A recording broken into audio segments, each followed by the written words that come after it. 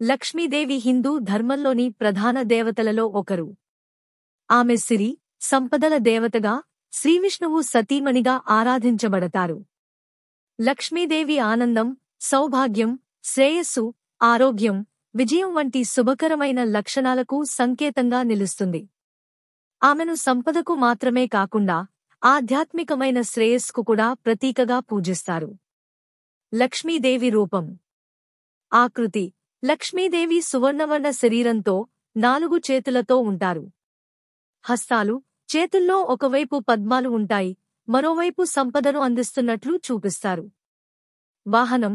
ఆమె గజాలకు లేదా హంసలకు తోడుగా ఉంటారు. వస్త్రాలు.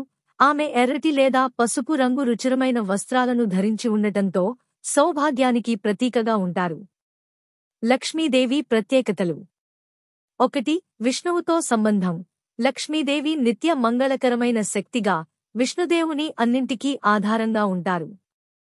2. దీపావళి పండుగ. లక్ష్మీ పూజ ప్రధాన భాగంగా ఉండే ఈ పండుగలో లక్ష్మీదేవిని సంతోషపరచడానికి కుటుంబాలు భక్తితో పూజలు నిర్వహిస్తాయి. 3. అష్టలక్ష్ములు.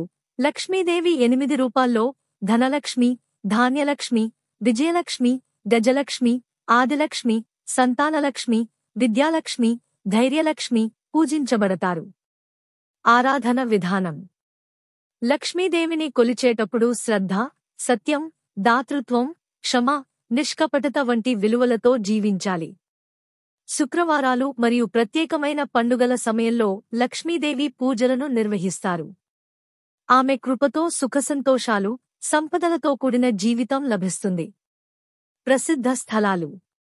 భారతదేశంలోని పలు దేవాలయాలు లక్ష్మీదేవికి అంకితం చేయబడ్డాయి.